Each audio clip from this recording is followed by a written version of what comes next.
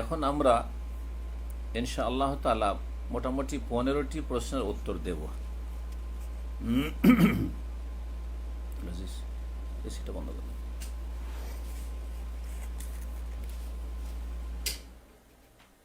প্রথম প্রশ্ন, এক ভাই জিজ্ঞেস করছেন, আসসালামু আলাইকুম, আপনার নেক হায়াত দান করুন, বাংলাদেশ থেকে বলছি, জাযাকাল্লাহ খাইর, আমিন। রাসূলুল্লাহ সাল্লাল্লাহু আলাইহি ওয়াসাল্লাম কি কবরে জীবিত? রাসূলুল্লাহ সাল্লাল্লাহু আলাইহি ওয়াসাল্লাম যদি কবরে জীবিত থাকবেন, তাহলে জীবিত মানুষকে কি দাফন করা জায়েজ?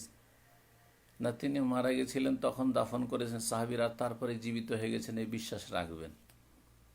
যদি তিনি জীবিতই থেকে থাকেন, তাহলে কোনো জীবিত মানুষকে দাফন করা কি জায়েজ হবে? এটাই চিন্তা করুন তো দেখি। আর সেই জীবনটা কি পার্থিব জীবন আমাদের মতোই? হ্যাঁ। সুতরাং রাসূলুল্লাহ সাল্লাল্লাহু আলাইহি ওয়াসাল্লামকে কেউ যদি জীবিত বলে, তো এটি শিরকি আকীদা হয়, মনে রাখবেন, আল্লাহর সাথে শরীক করা হবে। এটা ছোটোখাটো কথা নয়, কারণ একমাত্র চিরঞ্জীব আল হাই আল্লাহ রাব্বুল আলামিন।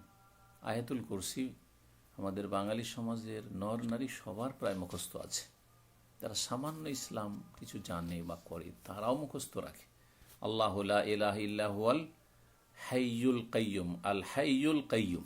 জি। তারপরে ইসমে আজম বলা হয়েছে ইয়া হাইয়ু ইয়া কাইয়ুম বিরহমাতিকা আস্তাগীস, এই দোয়া, ইয়া হাইয়ু ইয়া কাইয়ুম, হে চিরঞ্জীব, হে সব কিছুর ধারক বাহক, সব কিছুকে ধারণকারী, কাইয়ুম। তো রাসূলুল্লাহ সাল্লাল্লাহু আলাইহি ওয়াসাল্লাম জীবিত আছেন, এই আকীদা শিরকি আকীদা, কোরআন বিরোধী আকীদা, বরং কোরআনকে অস্বীকার করা, কোরআন কারীমকে অস্বীকার করা। তবে কেউ যদি বলে যে রাসূলুল্লাহ সাল্লাল্লাহু আলাইহি ওয়াসাল্লামের বারজাখী জীবন রয়েছে, প্রত্যেক আম্বিয়া রাসূলগণের রয়েছে, প্রত্যেক সাহাবীর রয়েছে, প্রত্যেক মুসলিমের রয়েছে, জি হ্যাঁ, এদের সম্মানজনক জীবন, যারা জান্নাতি তাদের ইল্লিয়িনে বারজাখী পারলৌকিক জীবন রয়েছে, সম্মানজনক জীবন রয়েছে। কাফেরদের জন্য বারজাখী জীবন রয়েছে সিজ্জিনে, নাহলে সাজা শাস্তি কিসের হচ্ছে? কিন্তু সেটা হচ্ছে তাদের লাঞ্ছনাকর জীবন, হ্যাঁ, কষ্টের জীবন, আযাব শাস্তির জীবন, জি, কঠিন জীবন, জি। তাহলে পারলৌকিক জীবন যদি বলেন, তো এটা রাসূলুল্লাহ সাল্লাল্লাহু আলাইহি ওয়াসাল্লামের সাথেও খাস না, আর আম্বিয়াদের সাথেও খাস না। পারলৌকিক জীবন আপন আপন জায়গায় সবার রয়েছে, কিন্তু কবরে জীবিত, হ্যাঁ, হায়াতুন নবী, এসব শিরকি কথা। দলিল শোনেন, সূরা আল ইমরান আয়াত নম্বর 144, আল্লাহ বলছেন, ওমা মুহাম্মাদুর ইল্লা রাসূল কাদ খালাত মিন ক্বাবলিহি রাসূল। মুহাম্মদ সাল্লাল্লাহু আলাইহি ওয়াসাল্লাম একজন রাসূল, তার পূর্বে অনেক রাসূল চলে গেছেন। আফাই মাতা আও কুতিল, সুতরাং তিনি যদি মৃত্যুবরণ করেন, আফাই মাতা, মারা যান, আও কুতিল, অথবা নিহত হন, ইন কালাবতুম আলা আকাবিকুম, তাহলে কি তোমরা উল্টো দিকে ফিরে যাবে নাকি? তাহলে বোঝা গেল যে রাসূলুল্লাহ সাল্লাল্লাহু আলাইহি ওয়াসাল্লামের দুটোর একটা হবে। নবী সাল্লাল্লাহু আলাইহি ওয়াসাল্লামের জীবদ্দশায় আয়াত নাযিল হয়ে বলে দেওয়া হয়েছে, মওত না হয় কাতল, আফাই মাতা আও কুতিল। জি। তাহলে কোরআনে মাতা মওত শব্দটি নবীর ক্ষেত্রে উল্লেখ করা হয়েছে, জি, সূরা আলে ইমরান। দ্বিতীয় আয়াত সূরা জুমার আয়াত নম্বর 30, আল্লাহ বলছেন, ইন্নাকা মাইয়াতুন ওয়া ইন্নাহুম মাইয়াতুন, হে নবী নিশ্চয় তুমি মাইয়াত। মাইয়াত মানে কি? মাইয়াত মানে হায়াতুন নবী, মাইয়াত মানে জীবিত, মাইয়াত মানে মৃত। সুবহানাল্লাহ। তাহলে যারা বলবে নবী বেঁচে আছেন, কবরে জীবিত আছেন, হায়াতুন নবী, তারা এই আয়াত অস্বীকার করলো না? আল্লাহ বলছেন মাইয়াত, আর এ আমাদের বিদাতিরা বলছে যে না, নবী জীবিত, তাহলে কোরআন অস্বীকার করা। হে নবী নিশ্চয় তুমি মাইয়াত, মৃত, মারা যাবে, মৃত মানে মারা যাবে, ওয়াইন্নাহুম মাইয়াতুন, আর তারাও মরবে, তোমার শত্রুরাও মরবে, তোমার বিরোধীরাও মরবে। সুম্মা ইন্নাকুম ইয়াউমাল কিয়ামাতি ইনদা রাব্বিকুম তাখতাসিমুন, তারপরে আল্লাহর সামনে সব ফয়সালা হবে, বাদানুবাদ করবে, সেখানে নিজের নিজের সব দলিল প্রমাণ পেশ করবে। সূরা আম্বিয়ার আয়াত নম্বর 34, আল্লাহ ইরশাদ করেছেন, ওমা জাআলনা লিবাশারিন মিন ক্বাবলিকাল খুলদ, হে নবী তোমার পূর্বে কোন মানুষকে আমি চিরস্থায়ী করিনি।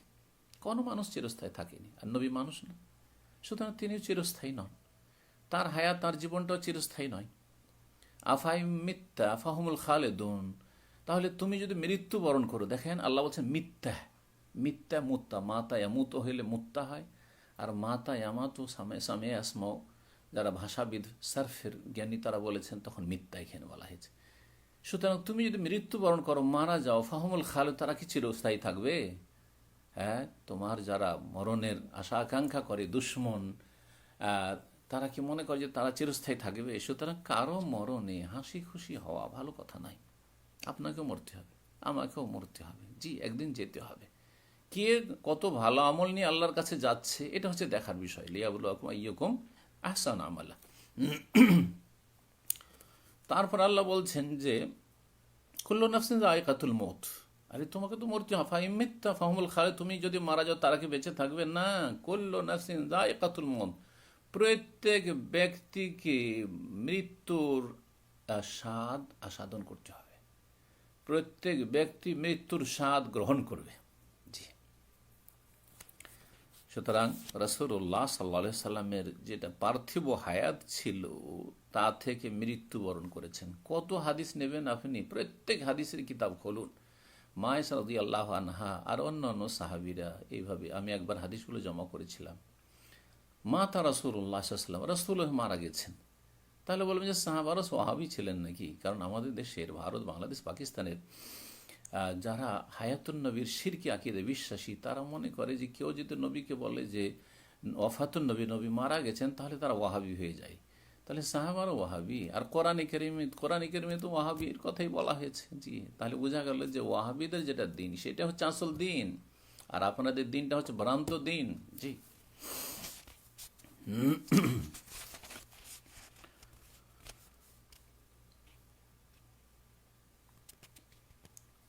2 নম্বর প্রশ্ন।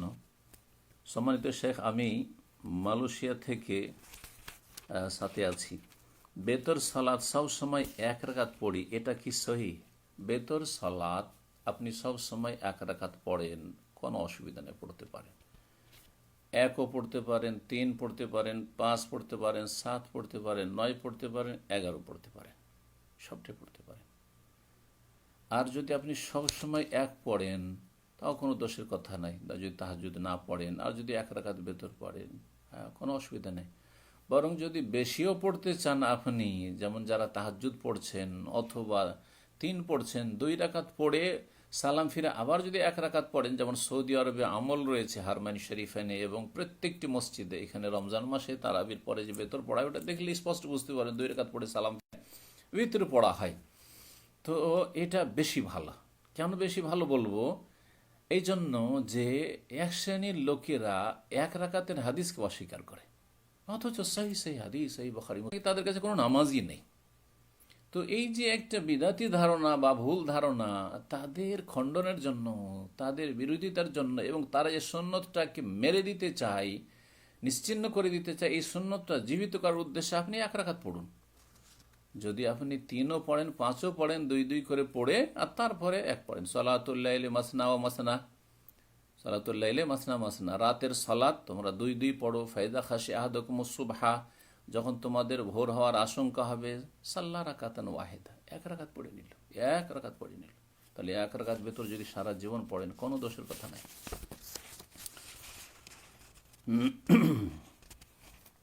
3 নম্বর প্রশ্ন। বেতর নামাজের 3য় রাকাতে সূরা ফাতিহার পর কুনুত পড়ব নাকি অন্য সূরা মিলিয়ে তারপর পড়ব? বেতর নামাজের 3য় রাকাতের পরে 3য় রাকাতে সূরা ফাতিহা পড়বেন। সূরা ফাতিহার পরে সূরা ইখলাস পড়বেন, এটি হচ্ছে সুন্নাত। তবে অন্য কোন সূরা পড়লেও চলবে, একটি সূরা মেলাবেন, এটি হচ্ছে মুস্তাহাব সুন্নাহ। আর তারপরে কুনুত পড়বেন, সেই কুনুত রুকুর আগেও পড়তে পারেন, আবার রুকু থেকে উঠে পড়তে পারেন।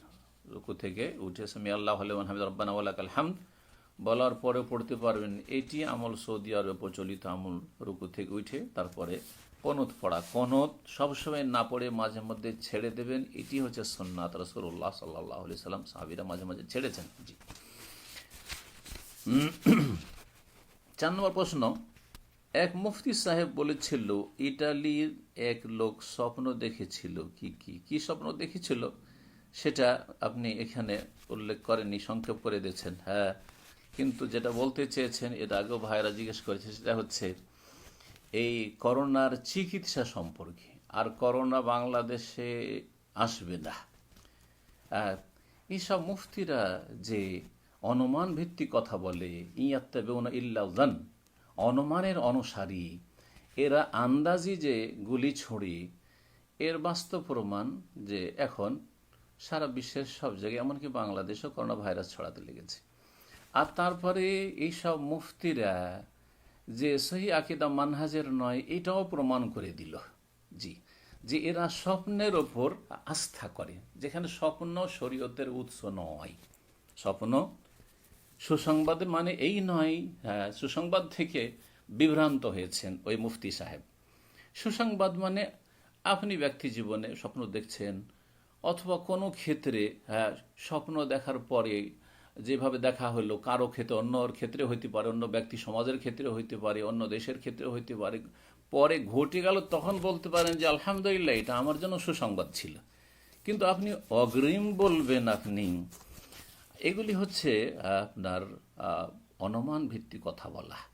আর এগুলি সহি আকিদা মানহাজ থেকে যারা বিচ্যুত হয়েছে, অথবা সহি আকিদা মানহাজের শুরু থেকেই ছিল না, আর আসলেই শুরু থেকে ছিল না, আসলেও শুরু থেকে ছিল না, অনেকে কিন্তু গিররুন কেরিম, আমাদের সহি আকিদার ভাইয়েরা, এমনকি কিছু আলেম সমাজও গিররুন কেরিম, প্রতারিত হয়, বেশি ভদ্র। যেমন হাদিসে বলা হয়েছে করিম শব্দটি, আর গিররুন ধোকা খায়। আর ভ্রান্ত আকিদার লোক, ইখওয়ানিদেরকে, জামাতিদেরকে, খারিজিদেরকে, চরমপন্থীকে সবকে ঢালার এই আহলাদিস হয়ে গেছে, তো সেই আকিদায় চলে এসছে। কারো একটু রফাদিনী দেখে নিল, কারো একটু আহলেদিসের প্রশংসা দেখে নিল, কারো একটু একটা মাসলাতে আহলেদিসের মাসলার আর সমর্থন করে দিল, আরে আরে আরে সহি আকিদায় চলে এসছে। সহি আকিদা এত সহজ বিষয় হয়ে গেল। জি হ্যাঁ, সুতরাং এই রকমের যারা, হ্যাঁ, বিজ্ঞানী মুফতি, যারা বিজ্ঞানের দোহাই দিয়ে মানুষকে বিভ্রান্ত করে, আর তারপরে এই ইমাম মেহেদি নিয়ে আর কেয়ামত নিয়ে, কেয়ামতের লক্ষণ নিয়ে যে বাড়াবাড়ি শুরু করেছে, তাদের অনিষ্ট থেকে সাবধান। আর না হলে এত গুমরাহি রয়েছে আর এত ফিতনা রয়েছে, এই ফিতনার যুগে ইমান আমলের হেফাজত করা বড় মুশকিল হয়ে যাবে। আল্লাহ যেন আমাদেরকে এইসব অনিষ্ট থেকে হেফাজত করেন, এবং আল্লাহ রব্বুল আলমিনের কাছে দোয়া করি, আল্লাহ মুসলিম ভাই বোনদেরকে আল্লাহ হকটা বোঝার যেন তৌফিক দান করেন। 5 নম্বর প্রশ্ন, ফজরের নামাজ দেরিতে পড়া হয়। দেরিতে পড়া হয় মানে আপনি যদি অভ্যাস করে নেন দেরিতে পড়া হয় সূর্য ওঠার পরে, এটা জায়েজ নয়, হারাম, কাবিরা গুনাহ। এবং এই ক্ষেত্রে যদি আপনি নিয়ম বানিয়ে নেন, অভ্যাস করেন, তো এইভাবে নামাজ হবেই না। আল ওয়াক্ত মা বাইনা হাযাইন, রাসূলুল্লাহ সাল্লাল্লাহু আলাইহি সাল্লামকে জিবরাইল আলাইহিস সালাম বলেছিলেন মেরাজের পরের দিনেই সকালবেলা এসে 2 দিন নামাজ পড়িয়ে দিয়ে যে শুরু শেষটা বলে দিলাম, এর মাঝেই আপনাকে নামাজ পড়তে হবে, এটি হচ্ছে ওয়াক্ত, এই ওয়াক্তের বাইরে সালাত হবে না। জি, বিনা ওজোর, শরঈ ওজোর ছাড়া। তো পড়া হয় মাঝে মধ্যে। আবার সেই দিনে এমামতি করতে পারবো কি? হ্যাঁ, এমামতি করবেন আপনি, যাদের নামাজে দেরি হয়ে গেছে তাদেরকে নিয়ামতি করবেন রুমে, কোনো অসুবিধা নেই। কিন্তু এটাকে অভ্যাস বানিয়ে নেবেন না, না হলে আপনি কাবিরা গুনাহতে তো আছেন, আপনার নামাজ নাও হইতে পারে। আল্লাহ যেন হেফাজত করেন এবং ইমানকে মজবুত করার তৌফিক দান করেন। 6 নম্বর প্রশ্ন, এমনিতেই 15 শাবান সম রাখতে পারবো শেখ? এমনিতেই 15 শাবানে শবে বরাতে বিদাতিরা রোজা রাখে জাল হাদিসের উপর আস্থা ভরসা করে। সেই দিন আপনি রোজা রাখবেন, শুধু শাবান মাসে নয়, কিন্তু অন্য অন্য মাসে আপনি রাখছেন, এই জন্য যদি রেখে নেন, অথবা শাবান মাসে রাখছেন, আগে থেকে রেখে আসছেন, তার মধ্যে একটা 15 রেখে নিলেন, কিন্তু শুধু 15 তারিখে আপনি আগেও রাখলেন না, পরেও রাখলেন না, 15 শাবানে রোজা রাখবেন, কেন রাখবেন আপনি? এভাবে রোজা রাখবেন না আপনি। জি। 7 নম্বর প্রশ্ন, ভাই প্রশ্ন করছেন, আসসালামু আলাইকুম, আমি নামাজ পড়ার সময় পূর্ব অভ্যাস অনুযায়ী নিয়ত করে ফেলি। নিয়ত করে ফেলে না, নিয়ত পড়ে ফেলেন। নিয়ত আমরা করি, নিয়ত অন্তরে করা হয়, অন্তরের নিয়তটা অটোমেটিকলি হয়ে যায়। মানুষ যখন দাঁড়ায়, হ্যাঁ, বা উজু করে, তখন থেকে ওর নিয়ত হয়ে গেছে কি করতে যাচ্ছে। তারপর যখন মুসাল্লায় দাঁড়ায়, তখন সুন্নত শুরু করতে যাচ্ছে না ফরজ শুরু করতে যাচ্ছে, নিয়ত হয়ে যাচ্ছে। তো অন্তরের সংকল্পটা হচ্ছে নিয়ত করা। আর আপনি যেটা করেন সেটা বলছেন নিয়ত করে ফেলি না, নিয়ত পড়ে ফেলি। আপনি পড়েন, পড়াটা বিদাত, পড়াটা বিদাত, আর পড়াটা হচ্ছে হারাম, পড়াটা হচ্ছে গুমরাহি, পড়াটা হচ্ছে রাসূলুল্লাহ সাল্লাল্লাহু আলাইহি ওয়াসাল্লামের সাহাবায়ে কেরাম এবং 4 ইমাম আবু হানিফা, শাফি, মালিক, আহমদের আদর্শ বহির্ভূত, সেটা ইসলাম নয়। সুতরাং এই বেদাত ছাড়া ফরজ। জি, তাহলে এই ভাষাটা যেন ঠিক করিনি আমরা, যে আমরা নিয়ত করা সলাতের জন্য শর্ত ফরজ, আর নিয়ত পড়া মানে অন্তরে নিয়ত করা শর্ত ফরজ, আর মুখে যদি কেউ উচ্চারিত নিয়ত পড়ে নাওয়াইতু আন উসাল্লিল্লাহ তাআলা, অথবা আমি নিয়ত করতা হুঁ ওয়াস্তে আল্লাহকে আমি নিয়ত করছি বাংলায় বা উর্দুতে, এটি হচ্ছে পাঠ করা বিদাত। পরে মনে পড়লে বন্ধ করি, মানে পরে মনে পড়ে যায় যে আমি নিয়ত ছেড়ে দিয়েছি, নিয়ত পড়া, কিন্তু এই নিয়ত আবার যে পড়তে শুরু করেছি তখন ছেড়ে দিই। আমার নামাজে কি ক্ষতি হবে?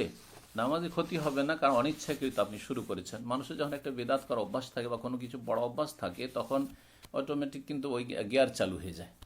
আপনি গিয়ারে যেন আছেন, ওখানে গেলে গিয়ার চালু হয়ে যায়, নয়তো পড়া শুরু হয়ে যায়। তো এটা ছাড়তে কিছু সময় লাগবে, কিন্তু একটু স্মরণে রাখতে হবে যে আমি এই বেদাতটা করতাম আর এখন এই বেদাতটা করব না। না হলে অনেক সুন্নত থেকে বঞ্চিত হয়ে যাবেন। আপনার সারা জীবন রফায়দানি করার অভ্যাস নেই, আমিন জোরে বলা অভ্যাস নাই, বুকে হাত বাঁধা অভ্যাস নাই, তখন এই সুন্নতগুলি আপনার ভুলে যাবেন। না, ভুললে হবে না, একটু সজাগ হয়ে এই সুন্নতগুলি পালন করার চেষ্টা করতে হবে এবং বিদাত করা হারাম, বিদাত ছাড়তে হবে। 8 নম্বর প্রশ্ন, ভাই বলছেন মৃত ব্যক্তির নামে 40 দিনে বা মৃত্যু বার্ষিকীতে দান বা সাদকা করা যাবে কিনা? না, যাবে না। মৃত ব্যক্তির নামে আপনি দান করবেন, সাদাকা করবেন, প্রতিদিন করবেন বা যে কোনো দিনে যখন পারবেন করবেন, কোনো দিন ধার্য করবেন না। সুতরাং মৃত্যু বার্ষিকীতে, জন্মবার্ষিকীতে সাদকা করব, মৃত্যুর 40 দিন পরে 40 দিনে সবাই 40 ভোজ ভাজ করে আমি সাদাকা করব, এটাও বেদাত। জি, এইরকম বেদাতি কাজ করবেন না। জি, যেখানে রাসূলুল্লাহ সাল্লাল্লাহু আলাইহি ওয়াসাল্লাম দিন ধার্য করেননি। আপনার এই অধিকার কোথায়, আমার এই অধিকার কোথায় যে আমরা দিন ধার্য করবো? সুতরাং দিন ধার্য করে সাদকা করা জায়েজ নাই। জি। 9 নম্বর প্রশ্ন, দাঁত সোজা করার জন্য দাঁতে ব্রেসেস ব্যবহার করা যাবে কি? হ্যাঁ, দাঁত সোজা করতে পারেন। যাদের বাঁকা দাঁত এইরকম থেকে গেলে খারাপ লাগবে, বিশেষ করে মহিলাদের ক্ষেত্রে, তো দাঁত সোজা করতে পারেন এবং এই ক্ষেত্রে যে কোনোভাবে সোজা করতে পারেন, যেটা মেডিকেল সায়েন্স বলছে, কোনো অসুবিধা নেই ইনশাআল্লাহ। সেটা স্বর্ণ চাঁদির হইলেও কোনো অসুবিধা নেই। 10 নম্বর, এই মাসে কতদিন সম রাখতে পারবো, মানে শাবান মাসে কতদিন সম রাখতে পারবো? শাবান মাসে বেশি বেশি সম রাখবেন, কিন্তু একেবারে শেষ দিকে 28, 29, 30 এই তারিখগুলোতে সম ছেড়ে দেবেন। হ্যাঁ, যাতে করে রমজানের সাথে আপনার সম রোজা মিলে না যায়। জি। 11 নম্বর প্রশ্ন, আসসালামু আলাইকুম শেখ, আমাদের এখানে একজন ভাই একই গ্রামের একটি মেয়েকে বিয়ে করে তালাক দেওয়ার 4 বছর পর পুনরায় সে মেয়েকে বিয়ে করেছে। এক ভাই এক মেয়েকে বিয়ে করেছে, তাহলে এই বিষয়টি তার উচিত জিজ্ঞাসা করা। আপনি জিজ্ঞাসা করে কি তাই সেখানে মুফতি সাজবেন আর আমার কথা শুনে তাকে ফতোয়া দেবেন? এই ফতোয়া দেওয়াই জায়েজ নয়। তালাকের ফতোয়া শুনে শুনে দেবেন, কিছু লোকেরা যে শুরু করেছেন। আর কিছু ফেসবুক মুফতিও আছে আজকাল, কিছু হোয়াটসঅ্যাপ গ্রুপের মুফতি আছে, এসব করে থাকে, খবরদার, জায়েজ নয়। জি, তালাকের ফতোয়ার ক্ষেত্রে স্বামী স্ত্রী দুইজনেই আসবে, অথবা কমপক্ষে একজন তাদের জিজ্ঞাসা করে বিষয়টি, দুইজন হইলেই ভালো, তাহলে দুই পক্ষ থেকে শোনা যাবে, আর তারপরে মুফতি সাহেব ফতোয়া দেবেন। এইরকম ফতোয়া জেনে আমাদের গ্রামে এরকমটা ঘটেছে। সুতরাং ফতোয়া কি হবে আর তারপরে শুনে নিয়ে, আরে আমি তো শেখের কাছে শুনেছি, আর শোনার পরে কি বুঝলেন না বুঝলেন তিলকে তাল করে দিলেন আর ফতোয়া দিয়ে ফেললেন, আর আপনি ওদের কাছে মুফতি সেজে গেলেন। এইরকম চরিত্র ঠিক নাই। আল্লাহ যেন হেফাজত করেন এই ফিতনার যুগে। এতদিন তাদের কোথাও বিয়ে হয়নি, এখন এই বিয়ে কতটুকু শরীয়ত সম্মত, মানে পুনরায় বিয়ে হয়েছে তাদের কতটুকু, তারা জিজ্ঞেস করবে। সেটি তারা যে কোনো আলেমের সাথে যোগাযোগ করে জিজ্ঞাসা করবে, যেমনটা বললাম। জি। 12 নম্বর প্রশ্ন, শেখ এশার নামাজ কিভাবে পড়ব? জি, একটু বলবেন ফরজ অথবা বেতরের সাথে ফুল এশার নামাজ? ফুল এশার নামাজ, যেই নামাজটা আপনি পড়ে নিলে আপনার জন্য যথেষ্ট, সেটা হচ্ছে আপনি 4 রাকাত ফরজ সালাত আদায় করবেন। 4 রাকাত এশার সালাত আদায় করলেন, আর তারপরে 2 রাকাত সুন্নাতে রাতেবা আদায় করবেন, যেটাকে আমার দেশের মানুষ সুন্নাতে মুআক্কাদা বলে, কিন্তু সূক্ষ্ম পরিভাষা হচ্ছে সুন্নাতে রাতেবা। ফরজের সাথে সংশ্লিষ্ট আগে অথবা পরে যে 12 রাকাত বা 10 রাকাত সুন্নত রয়েছে, এগুলি হচ্ছে সুন্নাতে রাতেবা। 2 রকম হাদিস রয়েছে, এই জন্য 10 বা 12 বললাম, কিন্তু 12টাই হচ্ছে শ্রেয়। সুন্নতে রাতেবা যে 12 রাকাত, তার 2 রাকাত হচ্ছে এশার সালাতের পরে, এই পড়বেন। তাহলে 6 হয়ে গেল। আর তারপরে সর্বনিম্ন 1 রাকাত বেতর পড়লে ইনশাআল্লাহ যথেষ্ট। তাহলে 7 রাকাত সালাত আদায় করা যথেষ্ট। যদি আপনি চান যে আমি আরও 2 রাকাত বেশি 3 রাকাত বেতর পড়তে হয় 9 পড়ুন। যদি চান যে আরও বেশি 5, তাহলে আপনি 11 হইল, তাহলে আপনার এইভাবে যদি আপনি বাড়ান তো বাড়াবেন। আর যদি তাহাজ্জুদ পড়েন তো আপনার ঘুম থেকে উঠে শেষ রাতে পড়াই উত্তম, যদিও এশার সালাত থেকে ফজরের মাঝে যে কোনো সময় তাহাজ্জুদ আপনি আদায় করতে পারবেন। এই ছিল সংক্ষেপে এশার সালাত। এক কথায় আপনার মুক্তির জন্য এতটাই যথেষ্ট যে 4 রাকাত আর 2 রাকাত আর 1 রাকাত, 7 রাকাত এশার সালাত আদায় করবে, এতটাই যথেষ্ট ইনশাআল্লাহ। 13 নম্বর প্রশ্ন। আসসালামু আলাইকুম শেখ, আল্লাহর ওয়াস্তে আমি আপনাকে ভালোবাসি, আহাব্বাকাল্লাহ, আপনি আমার প্রিয় বক্তা। আলহামদুলিল্লাহ, যালিকা ফজলুল্লাহ ইউতিহি মান ইয়াশা, আল্লাহুম্মা লাকাল হামদ। আল্লাহ তাআলা আপনাকে নেক হায়াত দান করুক, আমিন। আমার প্রশ্ন, আমি একজন ব্যাংকার, অনেক চেষ্টা করি জব চেঞ্জ করার জন্য, বাট অন্য জব মিলছে না। জি, আরও চেষ্টা করেন। এই ক্ষেত্রে আমার করণীয় কি? আপনার করণীয় হচ্ছে আল্লাহর কাছে দোয়া করেন যে আল্লাহ আমাকে হালাল রিজিক দান করো, আল্লাহ আমাকে হালাল রিজিক দান করো। সুদী ব্যাংকে চাকরি করা জায়েজ নয়, রুজি হারাম। সুতরাং আল্লাহর কাছে বেশি বেশি দোয়া করেন। এটা হচ্ছে একটা করণীয়। আর একটা করণীয় হচ্ছে আপনি যথাসাধ্য আপনার চেষ্টা করেন। জি, চেষ্টা করেন, আপনি এদিক সেদিক হরকত করেন, হরকতে বরকত হবে। হরকতে নড়াচড়া করলে বরকত হবে। মূসা আলাইহিস সালাম ফেরাউনের দেশ থেকে পালিয়ে 7 দিন 7 রাত পালিয়ে গিয়ে মাদায়েনে যখন উঠলেন, সেখানে গিয়ে হরকত করলেন তো বরকত হলো। সেখানে গেলেন 1 হরকত 7 দিন সফর করে। তারপরে সেখানে গিয়ে ওই যে 2 মেয়ে পানি উঠাবার জন্য কূপের কাছে দাঁড়িয়েছিল পর্দা করে, তাদের পানি উঠিয়ে দিলেন, এটি হরকত করলেন। আর তারপরে তাদের সাথে আচার আচরণ ভালো করে, তাদের দিয়ে কোনো খারাপ দৃষ্টি নিক্ষেপ করলেন না, দূরে চলে আসলেন। তারপর আল্লাহর কাছে 4 রব্বে নিলে মানজালতা ইলাইয়া মিন খাইরিন ফাকির, আল্লাহ সব ব্যবস্থা করলেন, থাকার ব্যবস্থা, খাওয়ার ব্যবস্থা, যুবক মানুষ, স্ত্রীর ব্যবস্থা, সব করলেন আল্লাহ রাব্বুল আলামিন একটি ছোট্ট দুয়াতে। রব্বে নিলে মানজালতা ইলাইয়া মিন খাইরিন ফাকির।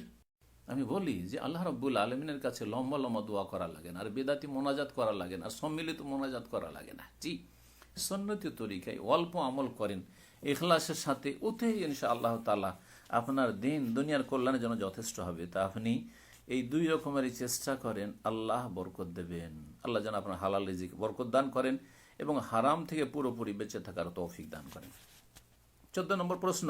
মসজিদে সলাত আদায় করতে নিষিদ্ধ করেছে। জি, এখন বাসায় সলাত আদায় করলে জামাতের সওয়াব পাবো কি? জামাতের সওয়াব পাবেন বাসায় সলাত আদায় করলে, যদি আগে থেকে যখন মসজিদ খোলা ছিল তখন থেকে মসজিদে যেতে অভ্যস্ত, তখন থেকে আপনি নামাজি, আর তখন থেকে মসজিদে যেতে যদি অভ্যস্ত হন, আর এখন আপনি বাধা নিষেধের কারণে বা এই করোনার ভাইরাসের আশঙ্কায় আপনি মসজিদে যাচ্ছেন না, নিষেধ করুক আর নাই করুক যাচ্ছেন না, আপনার জন্য শরীয়তে আল্লাহ ছাড় দিয়েছেন।